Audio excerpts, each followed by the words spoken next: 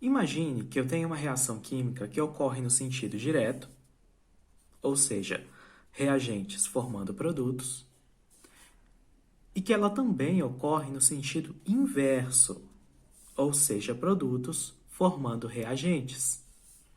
Definimos equilíbrio químico, o momento em que a taxa de desenvolvimento da reação inversa é igual à taxa de desenvolvimento da reação direta. O que que eu falo? O que que é taxa de desenvolvimento de reação? Vocês lembram lá de cinética? É um assunto de cinética, não é? A rapidez com que uma reação acontece.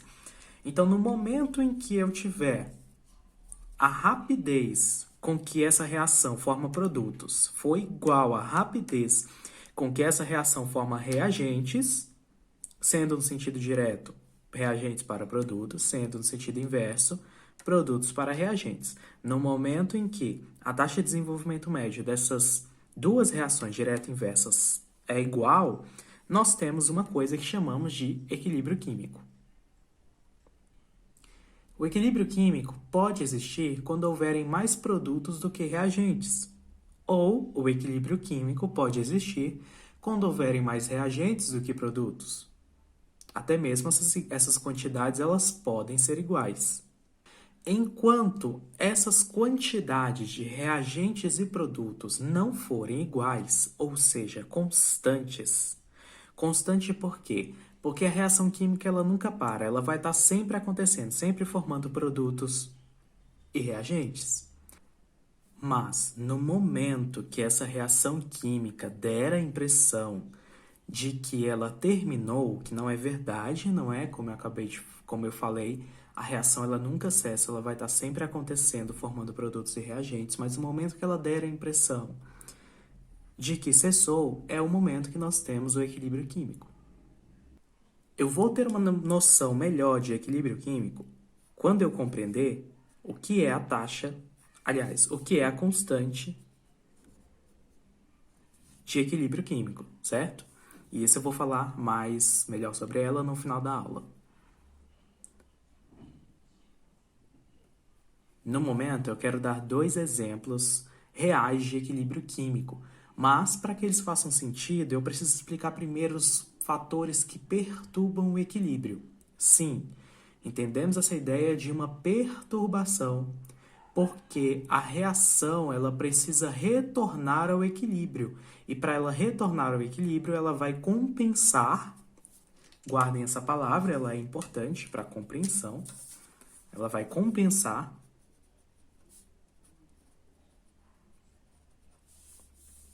a perturbação que se deu no equilíbrio químico. Fatores que perturbam o equilíbrio químico, perturbam ou deslocam ele,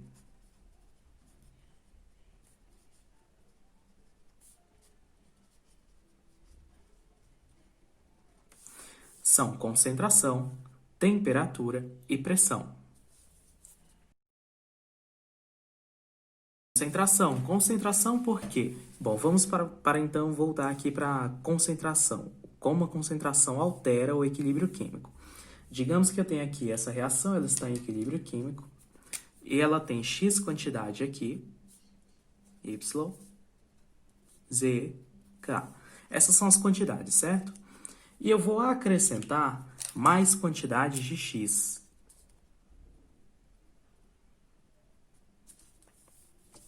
Vou adicionar mais reagente A. Quando eu adiciono mais reagente A, o que eu vou ter aqui? Uma quantidade maior de concentração de reagente A. O equilíbrio químico vai se sentir perturbado, porque ele vai perceber que, nossa, tem concentração A demais aqui. O que o equilíbrio químico vai fazer para compensar essa perturbação? Ele vai aumentar a concentração dos produtos. Uma vez que ele aumenta a concentração dos produtos, ele está utilizando esse outro reagente aqui, portanto, esse reagente aqui vai diminuir.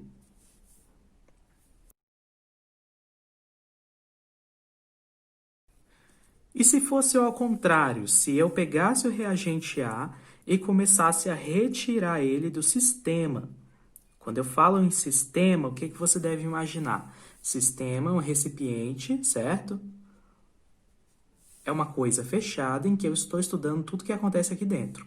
Isso é o sistema, certo? Tudo que acontece aqui fora não me importa. Então, eu estou retirando o reagente A. O que vai acontecer com a quantidade de A dentro desse sistema? Ela vai reduzir.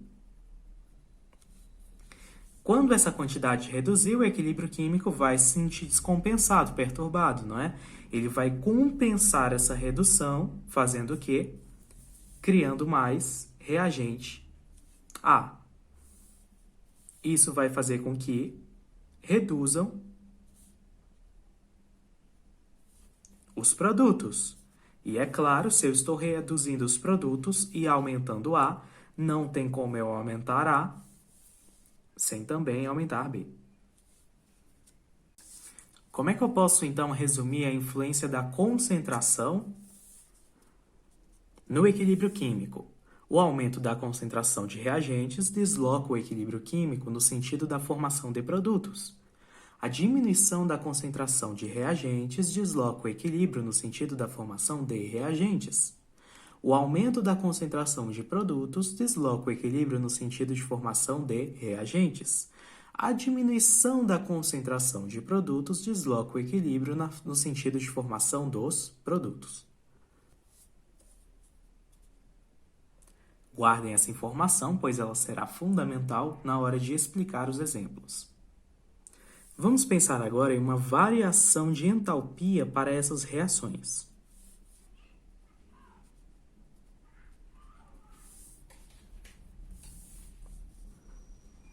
Digamos que essa reação hipotética, ela tem uma entalpia com um valor qualquer x. Quando eu coloco x, você tem que imaginar que qualquer número que você quiser. Mas esse valor, ele é negativo. O que isso significa? Significa que essa reação, ela é exotérmica.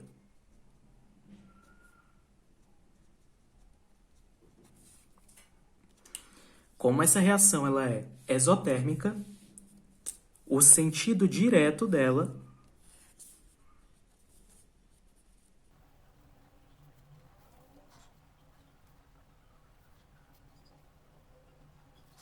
Como ela é exotérmica, o sentido direto dela é uma reação exotérmica, mas o sentido inverso dessa reação é uma reação endotérmica. Quando eu aumento a temperatura do sistema, eu pego aquele sistema e começo a aquecer ele. Quando eu aumento a sua temperatura, eu estou favorecendo a reação para que ela se desloque no sentido de endotérmica, ok? O aumento da temperatura em um sistema em equilíbrio desloca o equilíbrio no sentido da reação endotérmica. Logo, se o aumento de temperatura desloca o equilíbrio na reação inversa,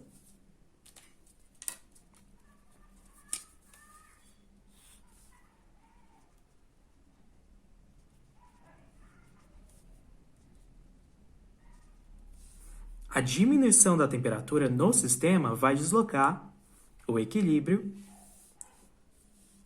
para o sentido direto.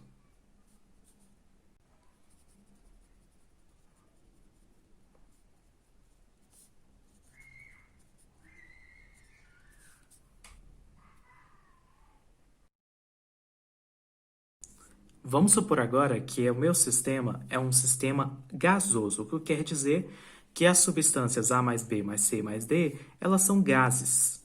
E aí eu coloco esse sistema bem isoladinho para os gases não fugirem. Aqui eu tenho 2 moléculas de um gás qualquer reagindo com 3 moléculas de um gás qualquer. Quando eles reagem, eles vão formar apenas 3 moléculas de um outro gás. O que é importante no equilíbrio químico desta reação é justamente que aqui eu tenho mais moléculas do que aqui, tá vendo? Aqui eu tenho 5, aqui eu tenho 3. Quando eu aumento a pressão do sistema,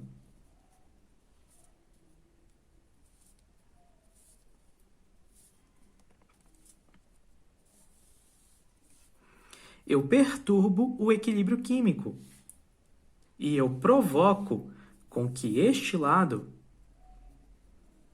seja o lado mais abundante, justamente porque este lado,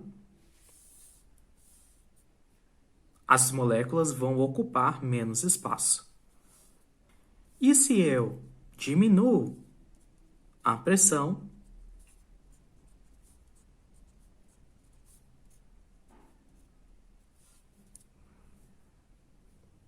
eu faço com que esse equilíbrio ele se torne mais tendencioso a ocupar mais espaço. E já que é um equilíbrio químico, a reação ela pode vir daqui para cá e daqui para cá, a tendência é que fique nesse formato, porque uma vez que eu diminuir a pressão, eu tenho, de certa forma, mais espaço para as moléculas.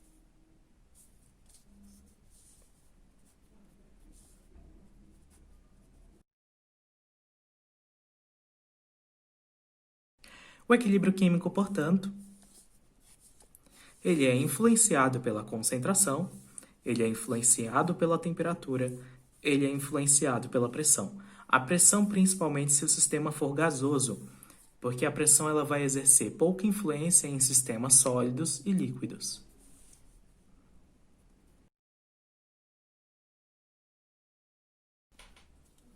Vamos falar do exemplo do remédio, né? Aspirina, o ASS.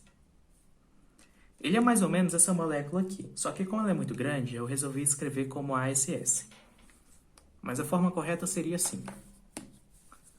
Onde eu tenho aqui, tá vendo? Oxigênio, hidrogênio, eu tenho uma cadeia carbônica, significa que esse oxigênio aqui ele está ligando com um carbonozinho que eu tenho bem aqui.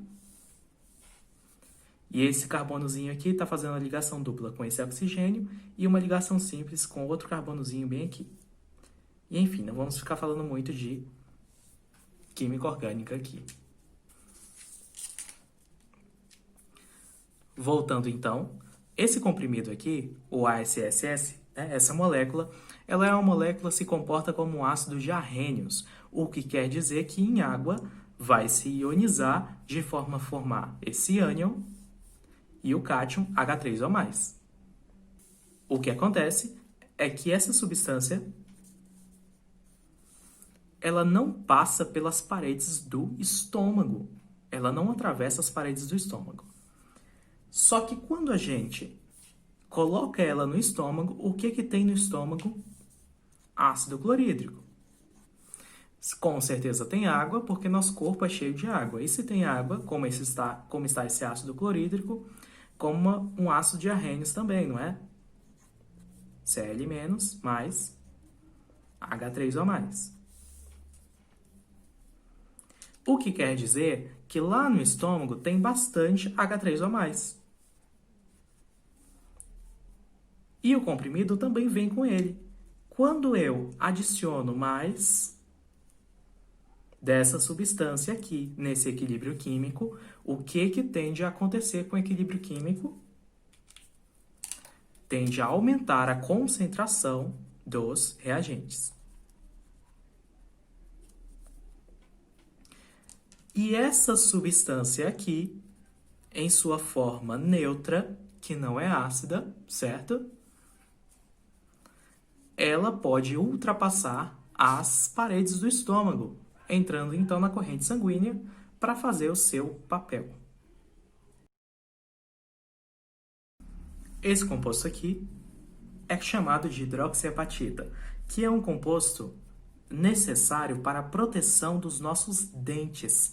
E ele está nos dentes em equilíbrio químico, de forma que existe uma certa quantidade deste composto nos dentes. Em outro momento também existe ele nessa forma aqui, todo dissociado, certo? O que acontece é que quando comemos alimentos, esses alimentos eles vão fazer com que a nossa saliva ela fique ácida. Se a nossa saliva ficar ácida, conforme arrênios, conforme aqui diz arrênios, nós vamos ter cátions H3O+. E aqui nós temos ânions OH3, OH-. E como nós sabemos, essa reação aqui, ela resulta em água, correto? Quando isso acontece,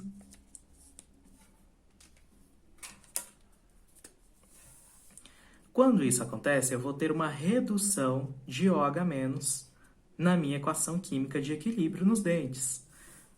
O que quer dizer que se eu reduzo aqui, essa quantidade aqui vai ficar a mais e o equilíbrio químico vai ficar descompensado. Para compensar o equilíbrio químico, ele vai favorecer o sentido direto da reação, diminuir o composto que protege os dentes. Entende? A formação de uma saliva ácida ela vai acontecer mais quando ingerimos grandes quantidades de doces, porque eles vão causar uma fermentação forte com as bactérias que tem na boca, que vão diminuir o pH da saliva. Isso também vai acontecer quando a gente ingerir bastante ácido fosfórico que tem nos refrigerantes. O ácido fosfórico, quando ionizado, vai resultar em um ácido de arrênios,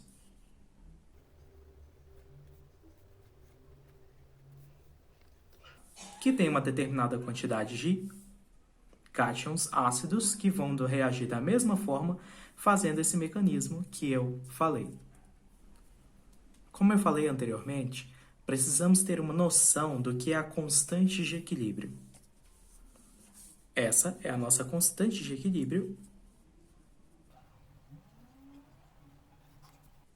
baseada na concentração. O que quer dizer que se estivermos falando de sistemas gasosos, nós podemos ter uma outra coisa chamada Kp.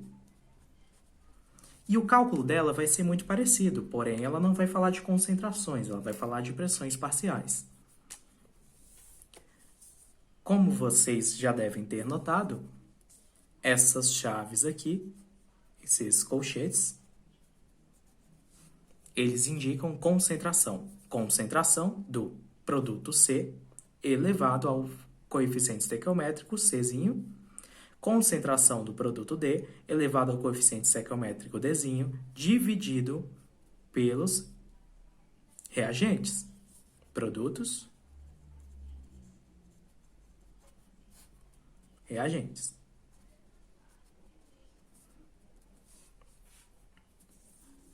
Concentrações, né?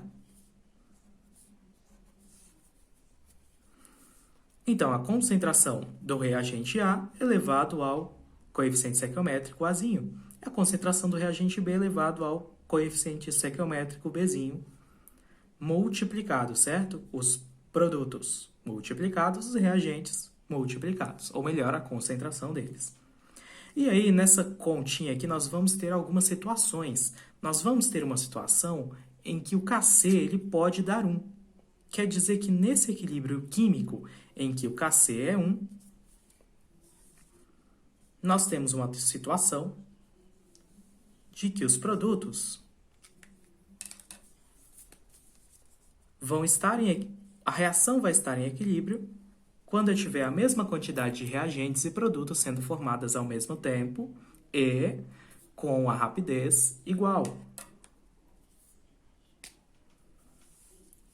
Como você vai compreender esse gráfico aqui? Primeiro, aqui é o tempo, ou seja, esse aqui é o decorrer do tempo da reação. A reação está acontecendo e isso aqui está acontecendo. O que está acontecendo? A quantidade de produtos está aumentando até chegar a esse patamar aqui, e a quantidade de reagentes está diminuindo até chegar a esse patamar aqui. Só que a quantidade de reagentes não diminuiu a zero, tá vendo? Ela se manteve neste momento de equilíbrio, neste ponto de equilíbrio, em que a quantidade de produtos é igual à quantidade de reagentes, e a partir desse momento nós temos o equilíbrio químico. Antes desse momento, nós não temos uma constante de equilíbrio, nós não temos um equilíbrio químico. Mas nós temos uma outra coisa, nós temos um Qzinho. Esse Qzinho pode ser calculado da mesma forma que você calcula a constante de equilíbrio. Se você tem uma constante de equilíbrio de valor tabelado e você olha que o seu Qzinho é diferente dessa constante, a reação não está em equilíbrio. Mas, se o valor de Q foi igual ao valor de Kc, então a constante está ou a reação está em equilíbrio químico. Agora vamos ter uma visão matemática aqui. Veja bem, é uma fração, certo? Se o valor de baixo começar a crescer muito, o que acontece com essa fração? Bom, eu já fiz esse teste na calculadora e recomendo que vocês façam também. Comecem a dividir, por exemplo, 1 por um valor, depois aumentem esse valor de baixo, aumentem e vai reparando o que vai acontecer com o resultado. Quanto maior for, então, a concentração dos reagentes, menor vai ser o meu Kc. Quanto maior for a concentração dos meus produtos, quando aqui em cima na fração tem um número cada vez maior do que o do de baixo, maior vai ser o meu Kc. O que quer dizer que se o meu Kc ele for muito grande, eu vou ter uma quantidade de produtos muito grande. Se eu tenho uma quantidade de produtos muito grande, eu quase não tenho reagentes. Vamos analisar essa situação aqui, então, que o Kc é maior do que 1. Quer dizer o quê? Que eu tenho mais produtos do que reagentes. Então, nessa situação, eu vou ter os produtos se formando até o momento.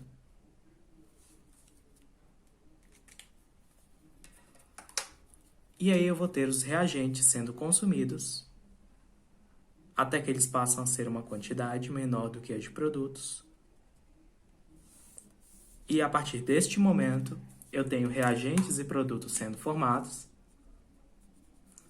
E a partir desse momento, eu tenho o equilíbrio químico. Porém, esse equilíbrio químico, ele tem Kc maior do que 1. Portanto, esse Kc, ele tem mais produtos do que reagentes. Vamos ver agora essa outra situação aqui. Eu vou ter produtos sendo formados até um determinado momento.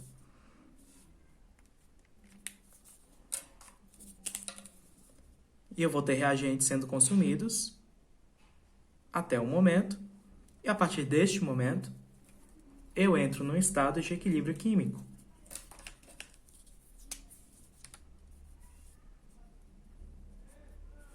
Nesse equilíbrio químico, eu tenho mais reagentes do que produtos. Porque o Kc é menor do que 1, o que quer dizer que eu vou ter mais reagentes do que produtos, ok? Para ficar bem claro, vamos finalizar só com essa pequena brincadeirinha. Vamos imaginar que o Kc é muito maior do que 1. O que isso quer dizer? Que eu vou ter muito mais produtos do que reagentes. Então, eu começo a consumir os reagentes. Consumo.